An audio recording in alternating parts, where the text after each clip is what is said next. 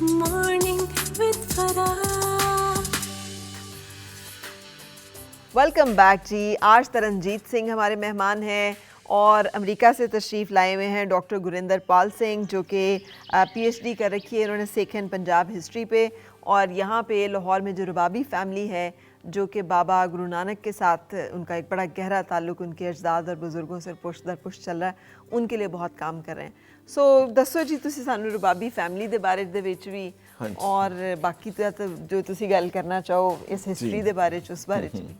हाँ जी, बचपन तो ही शौक से लिखण का। मेरी सब तो पहली किताब सी 9वीं क्लास में लिखी सी पेशावर के उत्ते भाई जोगा सिंह जी के उपर। अच्छा। हाँ जी, उस तो बाद ये सिलसिला कंटिन्यू चलता रहा तो 2017-18 के करीब रबाबी भाई मरदाना फाउंडेशन होंद विच लिया गया, क्योंकि गुरु नानक साहब जी ने भाई मरदाना जी को नाल लैके जिन्ने भी मैं कहांगा रिलीजियस कलाम आए वो सारे म्यूजिक के उपर सी।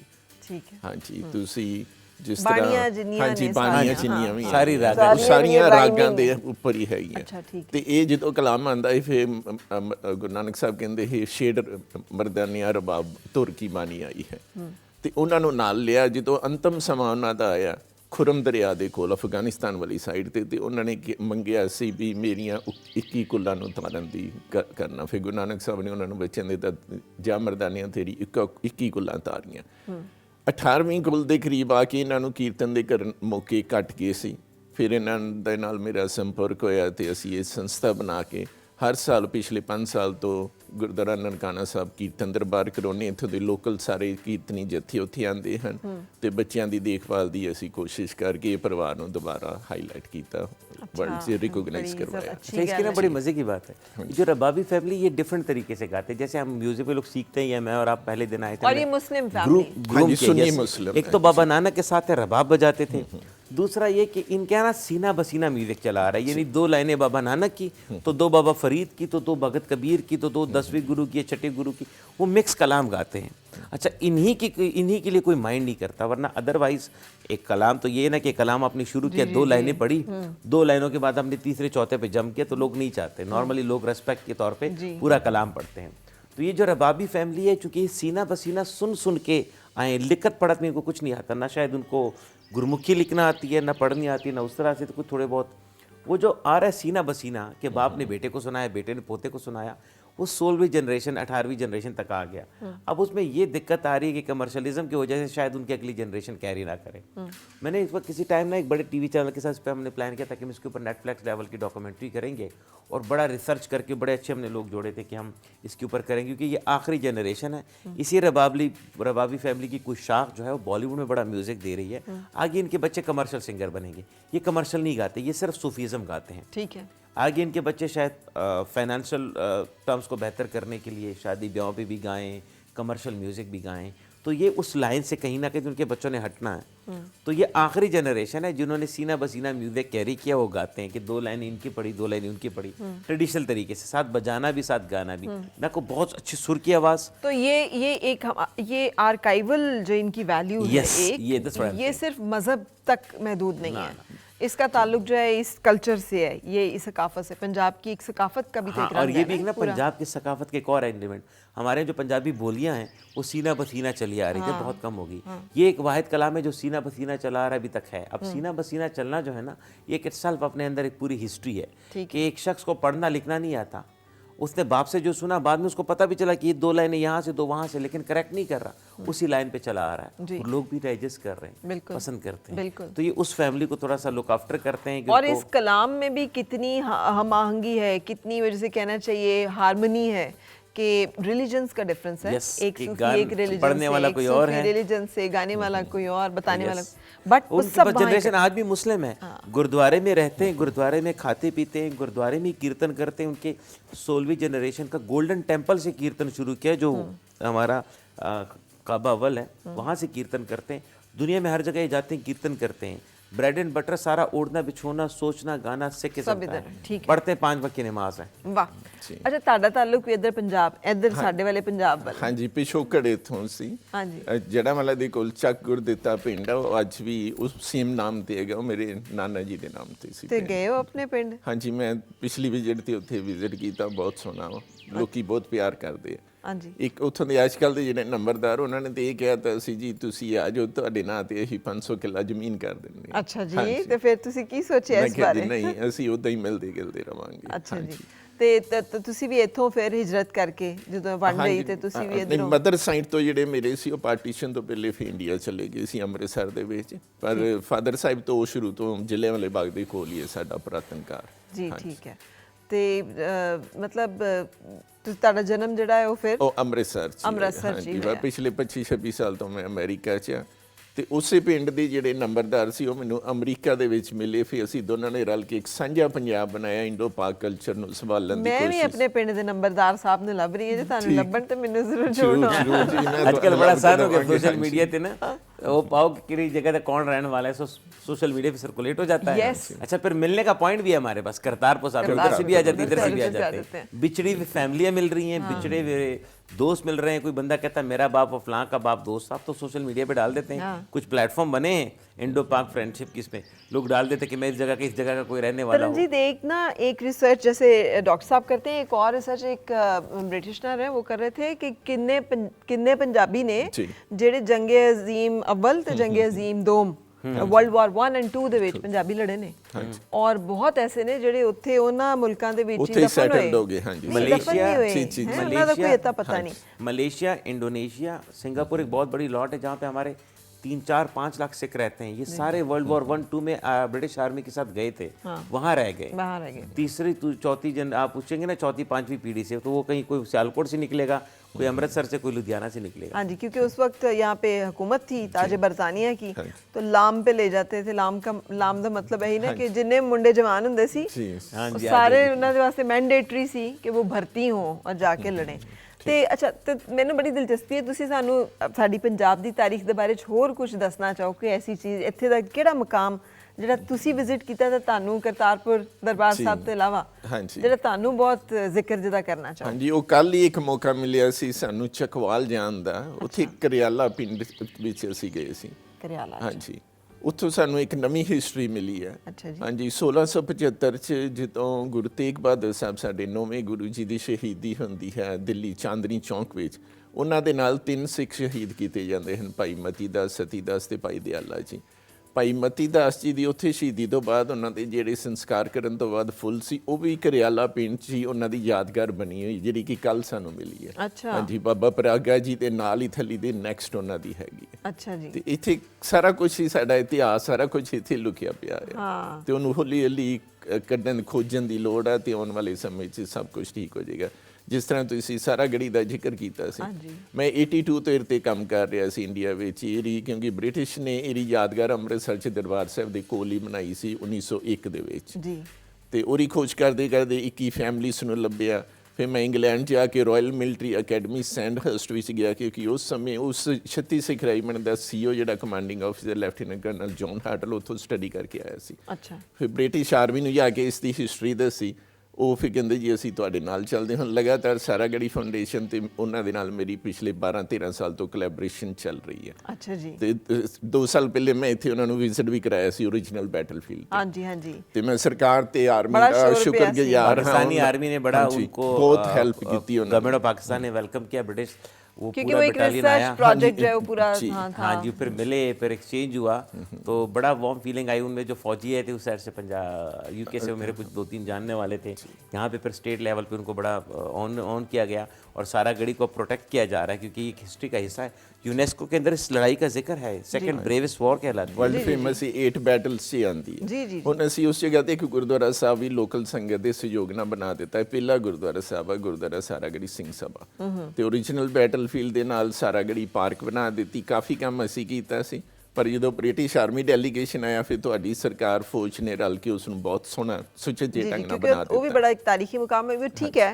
कि वो जो मुकाबला हुआ था वो सिख और इस तरफ से जो है पश्तून थे, अफगान्स, हाँ जी, अफगान या पश्तून कह लें, वो अफगान एक थे, अफगानिस्तान अफगान ट्राइब से आए थे वहाँ से। अफगानिस्तान ट्राइब से आए हाँ थे। जी। तो उसको वो जो बेल्ट है वो ओनरशिप उनकी वो क्लेम और तरह से है, लेकिन इसके बावजूद एक बड़ी तारीखी एक जंग है। तारीख तो है ना। जो अच्छा, जो तारीख का कमाल एक है। बहुत बड़ा एलिमेंट ये है कि मैं अक्सर लोगों को कहता हूँ कि तारीख को आपने पसंद नापसंद नहीं करना। हाँ। तारीख से तो बस सीखना होता है, और तारीख को तो बस आपने इनलाइट करना है। हाँ। मेरी पसंद से नापसंद से हिस्ट्री तो चेंज नहीं होगी।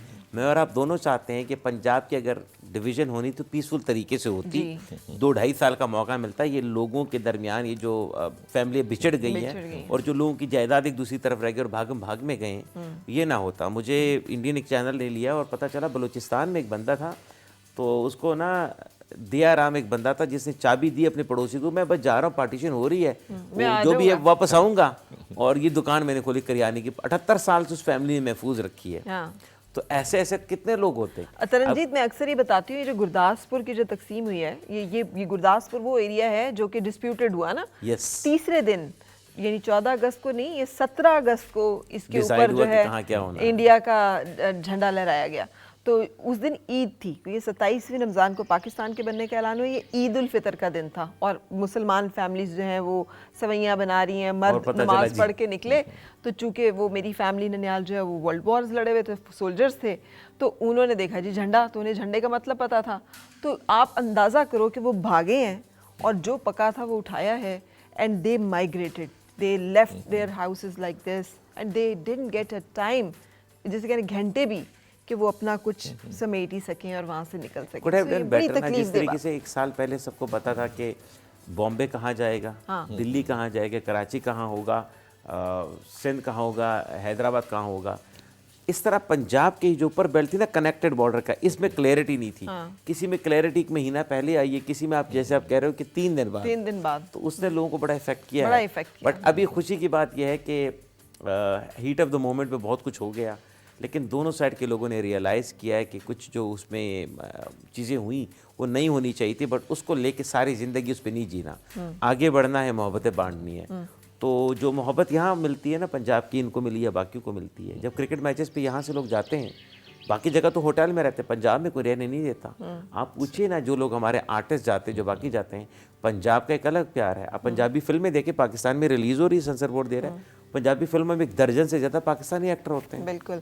अच्छा, मुझे बताओ, जितना आप माशाल्लाह बोलते हो, मेरा ख्याल है कि बचपन से ही शौक होगा कि मैंने तो होस्ट बनना है। नहीं, अच्छा, मुझे आइडेंटिफाई किया था क्रिकेटर नहीं, डॉक्टर साहब, क्रिकेटर सही बात। मेरे बड़ा मज़े का काम है, मैं बड़ा 24 घंटे बड़ा खामोश रहता हूँ। अच्छा, किसी एक जगह पे हो, वरना अभी आपके मेकअप रूम में बैठा होता खामोश था। ओह यस, लाइटों में आकर चमकने लगता I live alone, you live in a family, he live in a family, I live alone my whole Why? Life.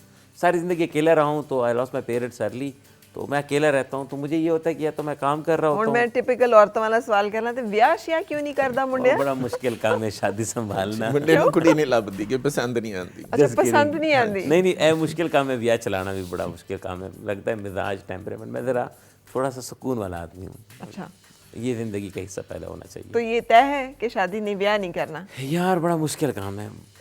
कहीं हादसाती तौर पे कभी ज़िंदगी में ना सोचा है, ना कभी एक्सेप्ट किया है कोई ऐसी इन्विटेशन या कोई चीज़। अच्छा, हाँ, ये इतना proposal कभी पक्का, accept इतना नहीं सख्त, इतना कठोर। हाँ। डॉक्टर साहब, आपको समझ आई है कि मसला की ये मतलब ਤੁਸੀਂ समझाओ तो मिजाज का ये है कि मुझे लगता है कि शादी के लिए ना, एक तो मैं अकेला रहता हूँ, मुझे लगता है कि शायद मेरे ना वो उठने बैठने की चीज़ें इतनी हार्ड हो चुकी है कि किसी और को शायद फ्लेक्सिबल हो। मुझे लगता है कि सेंस ऑफ रिस्पॉन्सिबिलिटी सबसे बड़ा नाम है कि आप अपने उठने की टाइमिंग, सोने की टाइमिंग, लाइक डिसलाइक, फूड से लेके कपड़ों से लेके सर्कल की, आप अगर सेक्रीफाई कर सको तब करें। बैड एक्सपेरिमेंट से तो अच्छा ना बंदा ना ही करें। तो हमारे यहाँ चूँकि एक शादी होती है सिख में, और हमारे यहाँ जो सरदारनी होती है वो सरदार नहीं होती, सरदार के ऊपर होती है, बड़ी ढाडी होती है, वो नकली पूछ लो ना, उन्हें पता है। सो एक की शादी होती है, तो नवजोत सिंह सिद्धू ने, हमारे पॉलिटिशियन अक्सर कहते हैं कि मेरी वाइफ भी सरदारनी है, तो रखना पड़ता है। हमारे कई से कैसे मिसाल देते हैं कि सिख जो शादी करते हैं ना, तो बड़े डिसीजन हमारे होते हैं, जैसे मुल्क का प्राइम मिनिस्टर कौन होना चाहिए, सूरज कब निकलना चाहिए, बारिश अच्छी होती कि नहीं, ये डिसीजन होते हैं मर्द के। बच्चे कौन से स्कूल में जाएंगे, घर में खाना क्या पकेगा, गाड़ी कौन सी लेनी है, घर में फर्नीचर क्या होगा, प्रॉपर्टी कहाँ लेनी है, किस जगह पे रहना है, किसकी शादी में जाना है, किस में नहीं जाना, ये सारे डिसीजन औरत के होते हैं। कितने नाल मिलना तो कितने नाल नहीं हाँ, मिलना, सारा कुछ औरत के होते हैं। बड़े डिसीजन मेरे होते हैं। मेरे भाई भी कहते हैं बड़ा डिसीजन मेरा कि अमेरिका का प्रेसिडेंट कौन होना चाहिए, मेरा डिसीजन है। ये भी मेरा डिसीजन है कि बर्फबारी अगर फरवरी में अच्छा, जैसे लेकिन अच्छी बात तरनजीत है। अकेलेपन नहीं होती है अकेलेपन से? नहीं, एक हद तक प्यार हो गया अब। अच्छा। सकून। मेरा ख्याल है बहुत डाटा दिल टूटा है कहीं, जिसका जिक्र नहीं करते। नहीं, ऐसा नहीं है। ये जिसको मैं तो अपने नहीं- जिसको अपनी तन्हाई से मोहब्बत हो जाए ना, इसका मतलब है मोहब्बत ने उसको तन्हा किया है खूब, तो उसने कहा यार तेरे से ही दिल लगाना। अच्छा, मैं ना तन्हाई को ये समझा कि इसमें मुझे चीज़ अच्छी दी है। बाकी सब लोगों की तरह मेरा भी एक बड़ा स्ट्रगलिंग करियर स्टार्ट हुआ मीडिया में, but by the grace of God अगर मैं 2 कंपनी अपनी ओन करता हूँ, मीडिया मार्केटिंग की, और 12-13 कंट्री में सर्विसेज दे रहा हूँ, तो एक चीज़ अच्छी हुई कि तन्हाई का अच्छा यूटिलाइज़ किया मैंने टाइम को। तो effective utilization of your time is very much important. तो मैं तो या बहुत अच्छा काम करता हूँ या बिल्कुल एवरेज काम करता नहीं, सुकून करता हूँ। सारा दिन रेस्ट करूँगा, हफ्ते में इन दिनों में मैं बिल्कुल तरह माइग्रेट कर रहा हूँ, सोच रहा हूँ कि मैं कोई एक और कंट्री में सेटअप बनाए, वहाँ टाइम दूँ, तो मैं बिल्कुल रेस्ट कर रहा होता हूँ या काम करता हूँ तो अप टू द मार्क करता हूँ। इसी तरीके से मैं प्रोजेक्ट लेता हूँ, एवरेज प्रोजेक्ट लेता नहीं, ऐसा प्रोजेक्ट जिसमें मुझे 72 आवर जागना है वो करना है। यानी आप हमें इनडायरेक्टली ये बता रहे हैं कि शादी करेंगे तो एवरेज नहीं होगी, कोई बहुत ही कमाल होएगा तो फिर तरनजीत शादी मेरा करेगा। कहना ये है कि उसके साथ फिर ये कॉम्प्रोमाइज करना ਤੁਸੀਂ ਜੀ पड़ेगा। ਉਧਰੋਂ ਹੀ ਕੋਈ ਕੌਰ ਸਾਹਿਬਾ ਲੱਭ ਦੋ ਸਾਨੂੰ, ਇੱਧਰ ਅਮਰੀਕਾ ਇੱਧਰ ਤੋਂ- ਦੀਆਂ ਤੇ ਪਸੰਦ ਨਹੀਂ ਆ ਰਹੀਆਂ। ਹਾਂਜੀ, ਕੋਈ ਨਹੀਂ, ਹੁਣ ਆ ਰਹੇ ਅਮਰੀਕਾ ਸੇ चलो ਇਕੱਠੇ ਲੱਭ ਲਾਂਗੇ। ਤੁਹਾਨੂੰ ਪਹਿਲੇ ਦਾਵਤ ਦੇਵਾਂਗੇ। हाँ बिल्कुल बिल्कुल, I look forward to it. अच्छा, लेकिन ਮੈਨੂੰ ਇੱਕ ਗੱਲ ਜਿਹੜੀ ਬਹੁਤ ਅੱਛੀ ਲੱਗਦੀ ਹੈ ਔਰ ਉਹਦਾ ਵੀ ਮੈਂ ਬਾਰਹਾ ਜ਼ਿਕਰ ਕੀਤਾ ਹੈ, ਪੰਜਾਬੀ ਜ਼ਬਾਨ ਤੇ ਪੰਜਾਬੀ ਕਲਚਰ ਨੂੰ ਜਿਸ ਤਰ੍ਹਾਂ ਸਿੱਖ ਲੈ ਕੇ ਚੱਲੇ ਨੇ, ਸਾਡੇ ਇਸ ਪੰਜਾਬ ਵੱਲ ਜਿਹੜਾ ਉਹ ਉਹਨਾਂ ਨਹੀਂ ਮੈਨੂੰ ਨਜ਼ਰ ਆਉਂਦਾ। ਮੈਂ ਇਸ ਬਾਰੇ ਜ਼ਰੂਰ ਤੁਹਾਡੇ ਤੋਂ ਜਾਣਨਾ ਚਾਹਾਂਗੀ। ਪੰਜਾਬੀ 5000 ਸਾਲ ਤੋਂ ਵੀ ਜ਼ਿਆਦਾ ਪੁਰਾਣੀ ਹੈ ਤੇ ਸਭ ਤੋਂ ਪੁਰਾਣਾ ਜਿਹੜਾ ਲਿਖਤੀ ਰੂਪ ਵਿੱਚ ਪੰਜਾਬੀ ਮਿਲਦਾ ਹੈ ਉਹ ਸ਼ੇਖ ਬਾਬਾ ਫਰੀਦ ਜੀ ਦਾ ਕਮਾਲ ਹੈ। 12ਵੀਂ ਸਦੀ ਦੇ ਕਰੀਬ ਗੁਰੂ ਗ੍ਰੰਥ ਸਾਹਿਬ 'ਚ ਸ਼ਾਮਲ ਕੀਤਾ ਗਿਆ ਸੀ। ਤੇ ਸ਼ਾਹਮੁਖੀ ਤੇ ਗੁਰਮੁਖੀ ਤੁਸੀਂ ਜਾਣਦੇ ਜੇ ਦੋਨੋਂ ਪਾਸੇ ਤੋਂ ਚੱਲੀ ਆ ਰਹੀ ਹੈ। ਜਦੋਂ ਮਹਾਰਾਜਾ ਰਣਜੀਤ ਸਿੰਘ ਜੀ ਦਾ ਵੀ ਰਾਜ ਸੀ, ਪਰ ਜਿਹੜਾ ਪੇਪਰ ਵਰਕ, ਆਫਿਸ ਵਰਕ ਉਹ ਫਾਰਸੀ 'ਚ ਹੁੰਦਾ ਸੀ। ਠੀਕ ਹੈ, ਇਹ ਵੀ ਕਾਰਨ ਕਹਿ ਸਕਦੇ ਹਾਂ ਵੀ ਇਸ ਨੇ ਅੱਗੇ ਜ਼ਿਆਦਾ ਨਹੀਂ ਤਰੱਕੀ ਕੀਤੀ। ਠੀਕ ਹੈ, ਪਰ ਬੋਲਚਾਲ ਦੀ ਭਾਸ਼ਾ 'ਚ ਹਮੇਸ਼ਾ ਪੰਜਾਬੀ ਹੀ ਰਹੀ ਹੈ। ਪੰਜਾਬੀ ਹੀ ਰਹੀ ਹੈ। ਤੇ ਇੱਕ और रीजन भी है जी, ਇਹਦੇ एक और रीज़न भी है, पंजाबी बहुत क्लोज है हिंदी की भी और पंजाब उर्दू की भी, तो हम बहुत जल्दी फ्लोर क्रॉसिंग करते, फ्लिप ओवर कर लेते, बच्चों के साथ बोलना खुले हो गए। नहीं, लेकिन मैं ये कह रही हूँ कि जितने प्राउड पंजाबी आप लोग हैं, हाँ जी, इस पास से उन्हें प्राउड पंजाबी नहीं है ਉਹ ਗੱਲ ਤੁਹਾਡੀ ਠੀਕ ਹੈ, ਪਰ ਇਹ ਸੇਮ ਚੀਜ਼ ਉਧਰ ਵਾਲੇ ਸੋਚਦੇ ਆ। ਅੱਛਾ, ਅਸੀਂ ਉਧਰ ਵਾਲੇ ਸੋਚਦੇ ਹਾਂ ਵੀ ਜਿੰਨੀ ਪਿਓਰ ਤੇ ਮਿੱਠੀ ਭਾਸ਼ਾ ਲਾਹੌਰ ਵਾਲੇ ਪੰਜਾਬੀ ਬੋਲਦੇ ਉਹ ਸਾਡੇ ਪੰਜਾਬ 'ਚ ਕਿਉਂ ਨਹੀਂ ਹੈਗੀ? ਸੇਮ ਚੀਜ਼ ਹੁਣ ਤੁਸੀਂ ਇਹਦਾ ਮੈਂ ਨਿਊਟਰਲ ਆंसर दे सकता, मैं 6 साल ਉੱਥੇ ਰਿਹਾ जी, 9-10 साल इतने रहे। एक रीज़न ये है कि वहाँ की पंजाबी में हिंदी कम आई है, यहाँ की पंजाबी में उर्दू आई है। क्योंकि उर्दू मिठास वाली है तो बुरा नहीं लगता। जैसे अभी आपने बोला हिजरत कर गए, अब हिजरत जैसे उर्दू वर्ड आपने देखा, साढ़े बड़े वडेरे हिजरत कर गए ना, आपने उसमें आधी उर्दू बोल दी है, बट वो उर्दू फ्लोर क्रॉसिंग लगती नहीं है। अच्छा, उधर वाले पंजाब में लोग जो है ना इसको कैरी किया, फैमिलीज में भी बोलना है। एक हमारा धार्मिक साइड भी है, रिलीजियस साइड के सिख, चूँकि हमारी जो है तो गुरु ग्रंथ साहब में सारी ज़ुबानें, फारसी हमारे 10वीं गुरु ने सबसे ज़्यादा लिखी, कबीर की ज़्यादातर हिंदी और उर्दू टच है, लेकिन थोड़ा सा कैरी किया। और yes, on a neutral basis उस पंजाब ने पंजाबी को इसलिए कैरी किया, उनकी असेंबली में भी बोली जाती है, उनकी लिखत पढ़त में भी है, उनकी स्कूल में भी पढ़ाई जाती है, बैंक्स में भी बोली जाती है, कॉर्पोरेट सेक्टर में भी बोली जाती है, उनके एक्टर भी बोलते हैं, इंटरव्यू भी देते हैं। हमारे यहाँ गाना सिंगर पंजाबी में गाएगा, इंटरव्यू पंजाबी में नहीं है, पंजाबी में नहीं देगा। तो ये एक है। आप देखिए ना, सारे हमारे यहाँ क्रॉस द बेल्ट, आप पूछे हमें सारी टीम से जितने गाने पिछले 10 सालों में इंडिपेंडेंट हिट हुए फिल्मों के अलावा, सारे पंजाबी गाने हैं। बिल्कुल ऐसे। लेकिन वो एक्टर जिसने पंजाबी में इसका गाना हिट हुआ, पंच लाइन तो हम पंजाबी बोल लेते हैं, लेकिन वो नहीं। तो हमारे एक जो देहाती कल्चर वाले हो तो पंजाबी बोलते हैं, अर्बन कल्चर में लोग आके नहीं बोलते। लाहौर में बहुत कम पंजाबी बोली जाएगी एज़ कम्पेयर टू मोहाली, बहुत कम पंजाबी बोली जाएगी आप गुजरावाला अंदर शहर में या रावलपिंडी में एज़ कम्पेयर टू। अच्छा, वैसे मैं शहरों को ना मैंने पंजाब नहीं लगते, शहर शहर ਹੁੰਦਾ ਠੀਕ ਹੈ। पंजाब ਪਿੰਡ ਸਾਡੇ ਪਿੰਡ ਕਸਬੇ। डॉक्टर साहब मैं ਤੁਹਾਡੇ ਨਾਲ इस एग्री डिसएग्रीमेंट लवांगी, लेकिन उससे पहले हमने एक ब्रेक के लिए रुकना है। हमें ब्रेक की इजाज़त दीजिए, उसके बाद फिर हाजिर होते हैं। और मिलके गुनगुनाए हैं गुमशुदा जो खुशियाँ सारी